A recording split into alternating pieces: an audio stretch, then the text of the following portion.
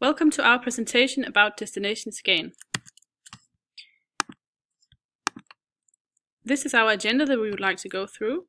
First of all, we'll introduce Skagen City, then we'll talk about the companies we visited, and later we'll make a summary or conclusion about the destination Skagen, and we'll talk about our research question. Skagen is Denmark's most northern town, located on Skagen Odde Peninsula, close to Norway and Sweden, and placed between the two oceans of Skagerrak and Kattegat.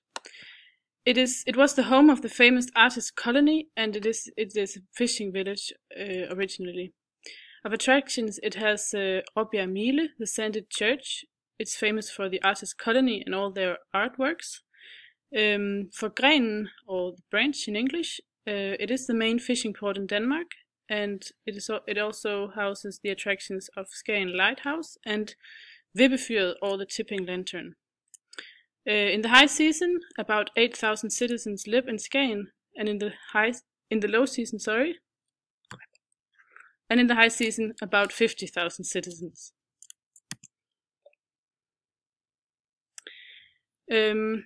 During our visit to Turisthus Nord, we had a presentation with René and discovered many interesting facts about Skagen as a destination. In 2016, Skagen experienced 35,551 more registered commercial stays than the previous year. An increase in overnight stays of 6.7% could be compared to 0.7 in Aalborg, which is usually what Skagen would compare to.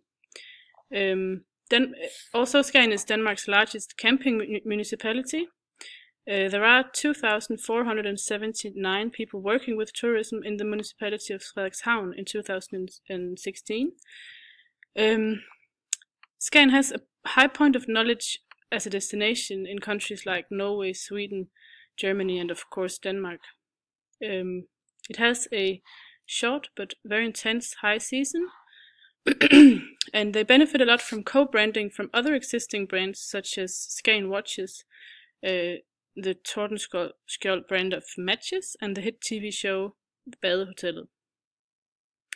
They would like to extend the business tourism segment and offer, for instance, meeting facilities in a German bunker or in historic settings.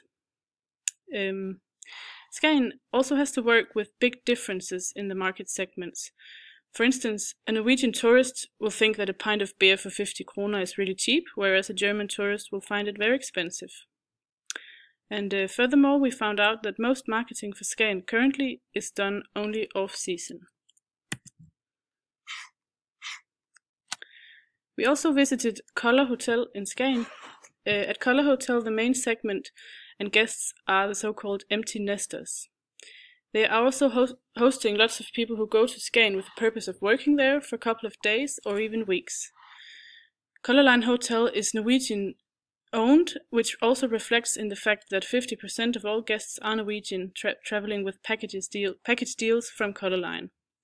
If you take a look at the occupancy rate, you'll see that Color Line Hotel has an occupancy rate of 95 during the summertime or the high season, and 70 during the month of September and January. There is a big difference between high season and low season, since that the occupancy rate is at 40 during November, February and March. When it comes to the workforce, Color Line Hotel consists of 60 employees during the high season and 20 employees during the winter or the low season, which is also a big difference, and this is due to these big differences in occupancy. Another fact that's important to mention is that Color Line Hotel are cooperating with Visit Aalborg instead of the local municipality and tourist organization. And we were also told that they want to work as guides for their guests as well. So they have to have all the necessary information to give to the guests. We also had a presentation by Fie from Skagen, Cruise Skagen, and at Cruise Skagen they're generally experiencing a successful development in both the quantity of visitors and the physical capacity of the harbor. Cruise guests tend to stay only during one day in Skagen, and they go out into the town and explore its offers in culture, gastronomy, and shopping. In Skagen, they tend to buy amber or paintings or other artworks and Skagen watches. Skagen is a good location for cruise lines placed along a popular line route going on to Sweden, the Baltics, and Russia. At the moment, Skagen is mainly being visited by guests from the UK and Germany. And the current segment visiting Skagen on cruises are 50 plus years old and interested in culture. Skagen would, however, like to tap into the Chinese market, which is showing a growing interest for Denmark as a destination. Furthermore, the Chinese market is currently interested in seeing and experiencing the real Scandinavia and a real Danish experience. And Skagen seems to be a perfect destination for doing this, as it offers a large historical and very authentic aspect to its experience. However, to be able to expand the market and receive these tourists, they would need Chinese-speaking guides, which are hard to come by, along with Italian, French, and Spanish-speaking guides. When Skagen at first started receiving cruise lines, the local people had a bit of a cultural shock. We were told the story of a shop owner who suddenly found his shop filled with 20 Mexican tourists shouting and asking for all kinds of things in Spanish. But quickly, the local community adapted and were very positive towards the cruise business. From official sides, the local stakeholders are, though, still being expected to further adapt by means of translating their menus into other languages and having easy exchange rates at hand at the cash register, and to offer staff which speaks other languages than just Danish and maybe a bit of English. To help stakeholders achieve this, they invite them to courses and educational events, where they try to explain and give the stakeholders the necessary information to be able to adapt to the current trends of the cruise business. As a cruise destination, Skagen considers Kristiansand as its real competitor, but considers Aalborg more of a collaborator than a competitor. Den Hostel Skagen was our accommodation, and the owner Rolf told us about his place. Den Hostel is a low-price accommodation place to stay when you are in Skagen.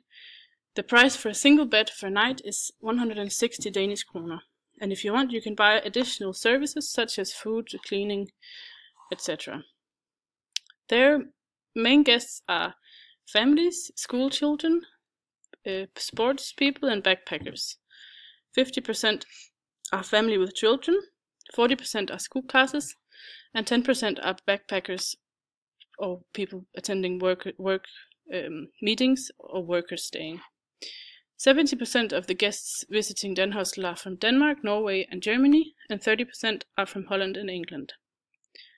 Den Hostel is a private-owned company. They have a strategy which can be said to be a bit unusual for a hostel, but their strategy is value for money.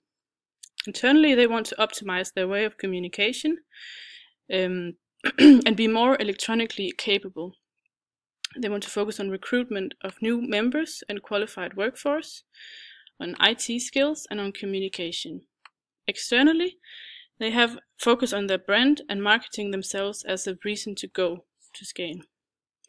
They focus on strengthening their brand and on marketing channels, as well as being a cultural activity provider. They also focus on digital marketing and solutions and on international marketing. Their values are being informal, personal, modern, and clean. They have very competitive prices, their biggest competition being Airbnb, and Norwegians who buy houses in Skagen to then rent them out in the summer period. Den Hostel is open 9 months a year and closed 3 months, where they're preparing for the season to begin by renovating and signing contracts. They're almost 100% booked already during this season, and in 2016 they had 14,000 guests staying.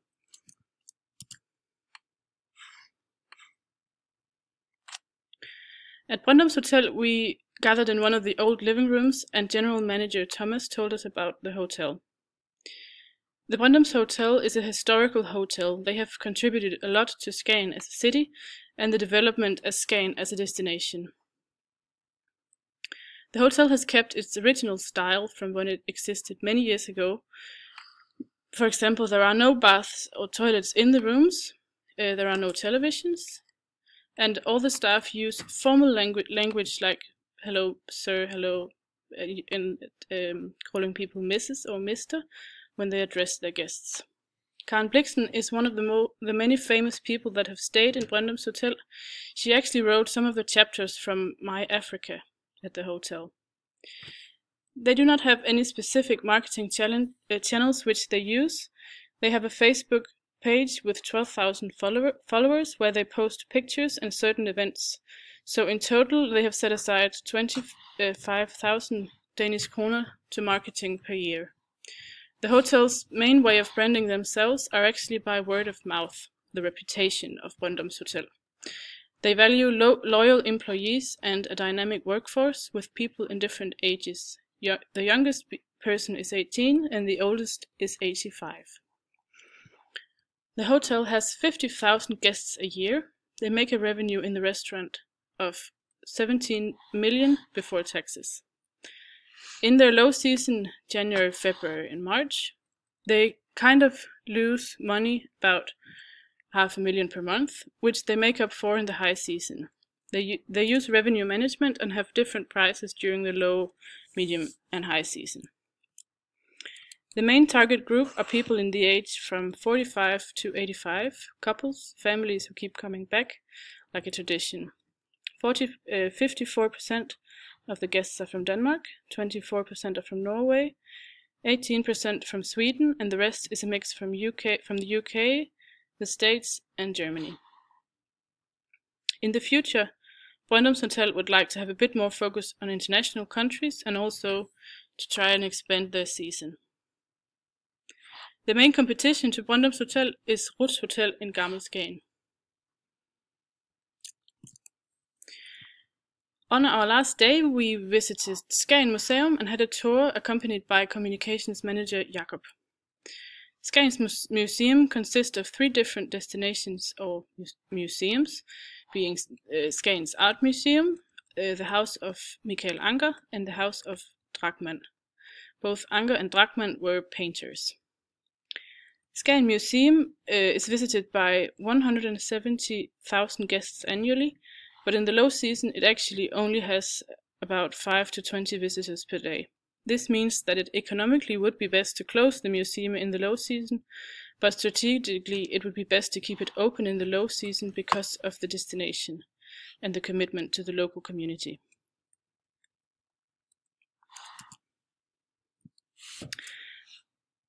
As we can see, all of the mentioned organizations experience the sharp difference between high and low season. The low season is economically hard on the organizations, but while the high seasons are both intense and short. This gives the organizations some management challenge, like how to survive the low season, how to expand the high season, and how to manage the need and use for employees.